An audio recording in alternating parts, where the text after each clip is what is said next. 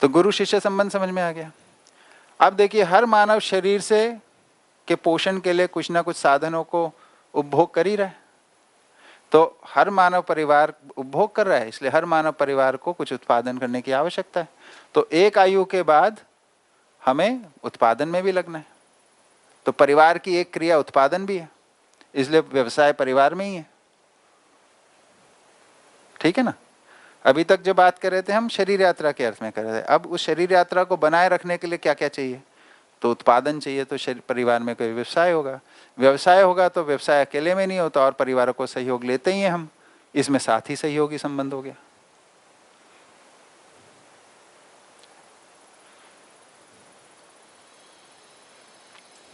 ठीक है ना।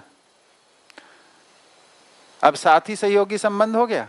अब ये जितने परिवार हैं ये सब काम कर रहे हैं, ये किसी ना किसी व्यवस्था में सज ही जाते हैं, है ना।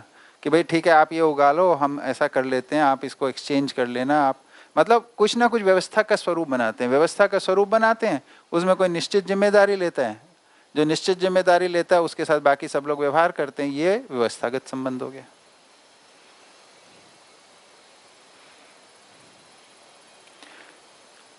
इतना सब करने से मानव परिवार में पोषण और संरक्षण सुनिश्चित होता है, इसलिए साथ संबंध है।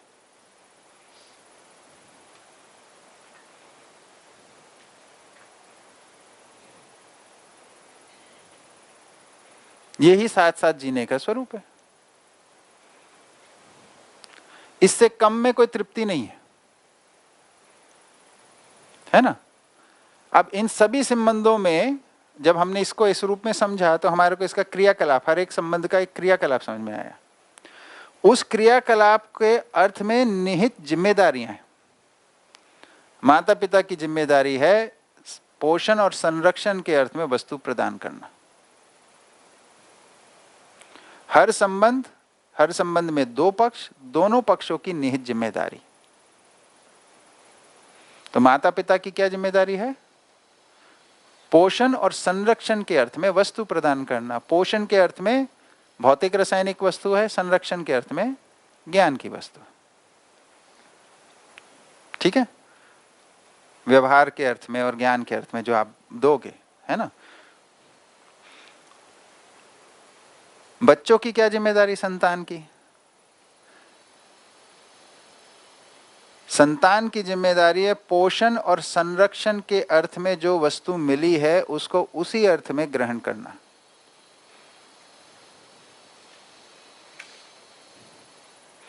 पोषण और संरक्षण के अर्थ में मिली वस्तु, यानी माता पिता ने जो वस्तु दी है वो पोषण और संरक्षण के लिए दी है, उसको उसी अर्थ में ग्रहण करना है।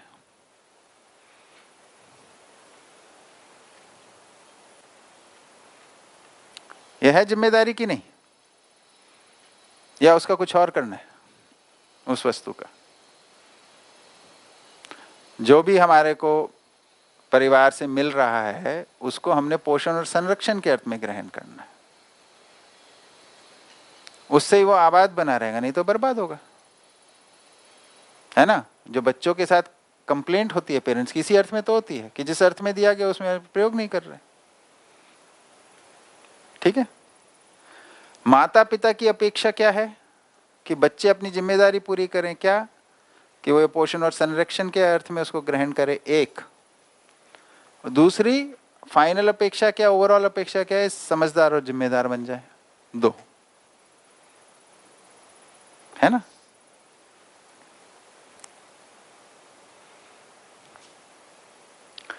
बच्चों की अपेक्षा क्या है?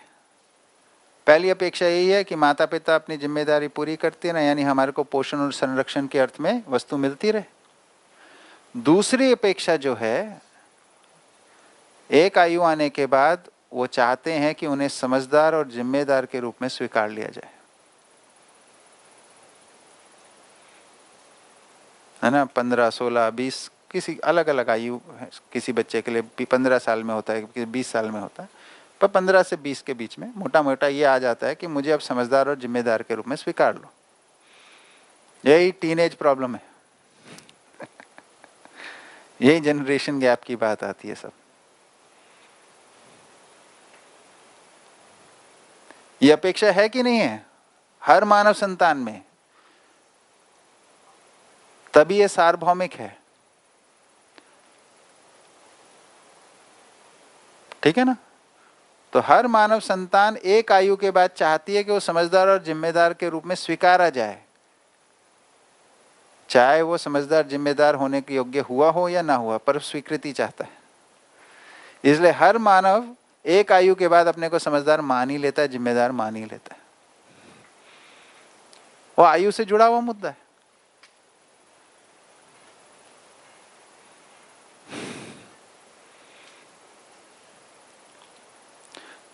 उसने जब समझदार जिम्मेदार मान लिया, अब वो अनुकरण अनुसरण नहीं करता है, अब उससे मुक्त हो गया वो, अब केवल प्रस्ताव स्वीकारता है।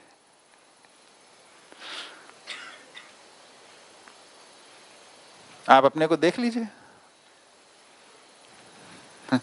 अध्ययन की तो वस्तु खुद ही स्वयं ही है ना, इसमें सब पर है, पूरे अस्तित्व की समस्त सच्चाइयां हम में समाई हैं, इसी का अध्ययन करना है। इसलिए अध्ययन के लिए जो हमारे लिए जो टॉपिक है, जो वस्तु है, वो हम ही हैं।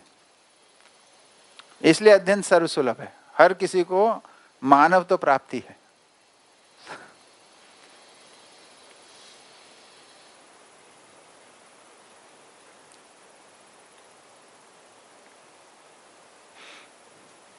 ठीक है ना?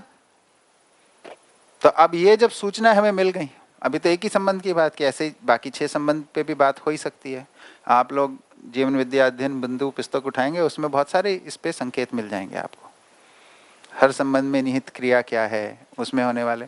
इसमें जो एक मुद्दा छूटा हुआ है अभी इस संदर्भ में, वो है मूल्य कहाँ आते हैं, है ना?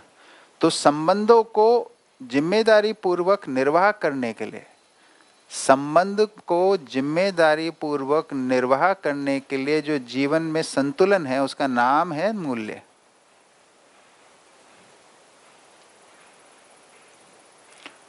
तो पोषण की जिम्मेदारी निर्वाह करने के लिए जीवन में ममता नाम का संतुलन होता है, भाव होता है, उसी का नाम भाव है। मतलब संतुलन का मतलब संगीत। तो जो भाव हैं वो संगीत के रूप में होते हैं, वो आपस की जीवन की क्रियाओं की आपस की ट्यूनिंग के रूप में है। आशा विचार इच्छा की ट्यूनिंग है ममता। शरीर के अर्थ में जो पोषण है, इस अर्थ में जो ट्यूनिंग है जीवन में, उसका नाम है ममता। और जो जीवन के संरक्षण के अर्थ में ट्यूनिंग है, अपनी संतान के संरक्षण के अर्थ में जो ट्यूनिंग है, उसका नाम है वात्सल्य।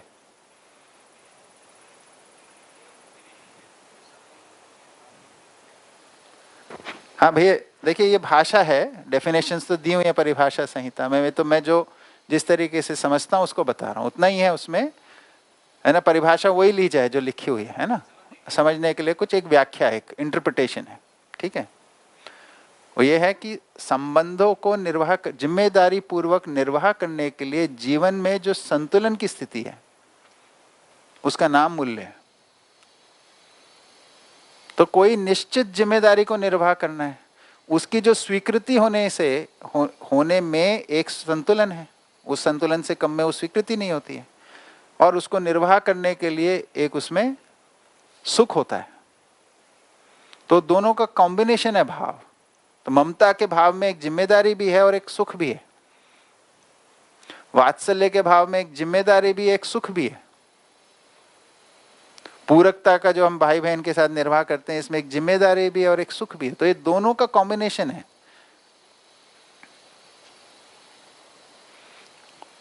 ठीक है ना? ये पकड़ में आता है। ये संबंध का निर्वाह करने के लिए, जिम्मेदारी पूर्वक जीने के लिए मूल्य हैं, ये जीवन की स्थितियां हैं, है ना? तो बच्चे जब होते हैं, जब वो माता पिता से जो मिल रहा है उसको कृतज्ञता का कैसे निर्वाह होता है कि जो हमें मिल रहा है इसको हम उसी अर्थ में प्रयोग करेंगे जिस अर्थ में दिया गया है। यही कृतज्ञता है, प्राप्त सहयोग की स्वीकृति। जिस लक्ष्य के अर्थ में सहयोग मिल रहा है इसको स्वीकार के उसी अर्थ में, मतलब उसकी स्वीकृति हुई तो उस लक्ष्य में यूज करेंगे, नहीं तो जो भी करेंगे।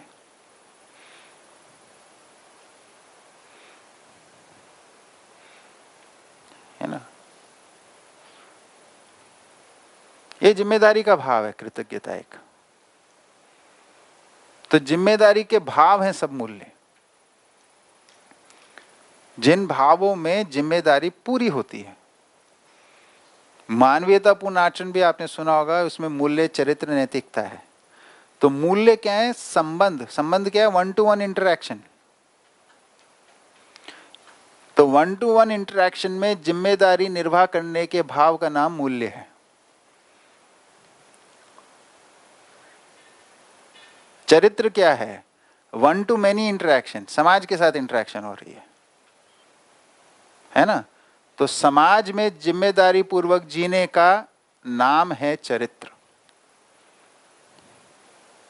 नैतिकता या नीति क्या है?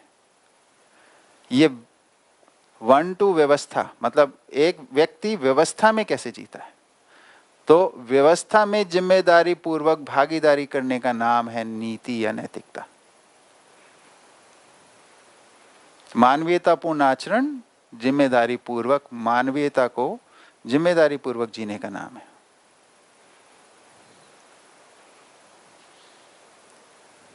हम लोगों ने अपने कॉन्स्टिट्यूशन में भी राइट्स की और ड्यूटीज की बात की है ना। तो यहां पे ड्यूटी प्रधान पूरा विवरण है, जिम्मेदारी प्रधान है। पहले जिम्मेदारी है, फिर राइट है। राइट की परिभाषा ही दी है, जो जिम्मेदारी का निर्वाह कर ले वही अधिकार है। इस दर्शन में अधिकार की परिभाषा इतनी सी है, जो जिस जिम्मेदारी को वहन कर लेता है वही उसका अधिकार है।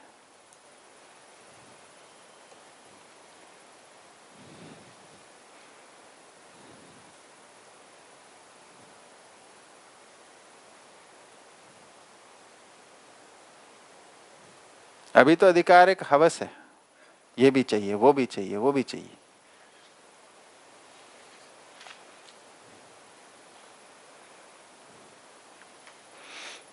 ठीक है, ये बहुत छोटे में संबंधों पे एक चर्चा है ना। इससे कुछ स्पष्टता बनी होगी मेरे ख्याल से। हाँ,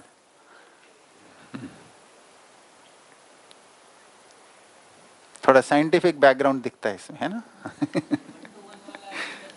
पकड़ में संबंध का मतलब क्या है ना, और समाज का मतलब क्या है। 1-to-many के साथ कर रहे हैं, है ना। जैसे आप ऑफिस आते हैं, है ना, जैसे कॉलेज आए तो कॉलेज में इतने सारे कोलीग्स हैं, उनके साथ एक विधि से आप रहते हैं। जैसे जो आपकी वो है, जो भी आपको प्रतिफल मिलता है इधर से, उसी पे आप अधिकार रखते हैं, है ना। अपने आसपास जो नारी और पुरुष हैं उनके साथ क्या संबंध रखते हैं, उससे क्या संरक्षण का भाव बनता है आपस में, है ना। और हम जब कार्य व्यवहार करते हैं तो दूसरों के साथ पीड़ा का करते हैं या दया का करते हैं, है ना। कुछ कार्य व्यवहार में हमारे आसपास जीव जंतु, पशु पक्षी भी होते हैं, उनके साथ कैसे बने रहते हैं, है ना। बहुत सारे लैब टेस्ट वगैरह भी करने पड़ते हैं, कुछ करते हैं, है ना। या कृषि करते हैं तो भाई, तो उधर कभी सांप भी निकल आता है, तो उसके साथ क्रूरता करते हैं या दया करते हैं। ये सबसे हमारा चरित्र पकड़ में आता है। समाज में जीने का जो डिजाइन है उसमें चरित्र है, जिम्मेदारी पूर्वक जीने का डिजाइन। व्यवस्था में जिम्मेदारी पूर्वक जीते हैं तो उससे, उसका नाम है नीति। तो जब संबंधों में मूल्यों का अभाव है उसको बोला गलती। गलती क्या है? गलती की परिभाषा क्या है? संबंधों में मूल्यों का अभाव ही गलती है।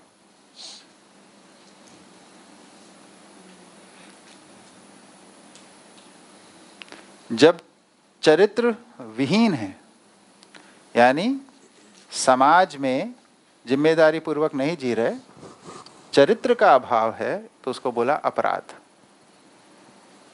यानी पर धन, पर नारी, पर पुरुष, पर पीड़ा कार्यक्रम अपराध है। ठीक है ना। और व्यवस्था के अर्थ में अगर नीति का अभाव है तो वो संघर्ष और युद्ध में आता है, जाता है। उसी से सारा संघर्ष और युद्ध है ना। नीति नहीं होगी तो शोषण होगा, शोषण होगा द्रोह विद्रोह, शोषण युद्ध ही होता है उसमें।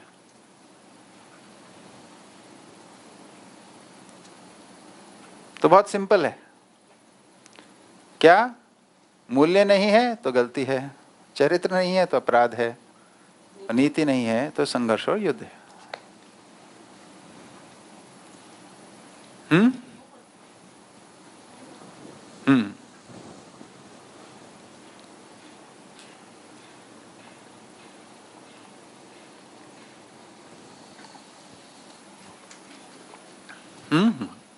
ब्रेक का भी समय हो गया। हाँ दीदी बोलिए।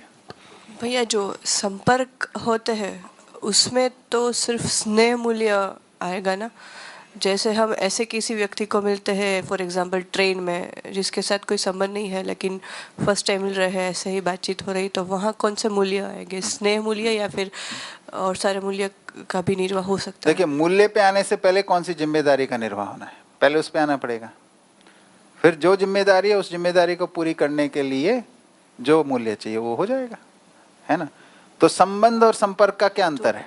कौन सी जिम्मेदारी निभा रहे हैं उस हिसाब से हमें पता चलेगा। हाँ, तो पहले संबंध और संपर्क में अंतर क्या है? संबंध में क्या है? पूर्णता के अर्थ में अनुबंध, यानी शरीर यात्रा पर्यंत हम साथ हैं, एक लॉन्ग टर्म कमिटमेंट है, ये संबंध कहलाया। शॉर्ट टर्म कमिटमेंट है, जैसे हम लोग इस शिविर में हैं, ये एक संपर्क है ना।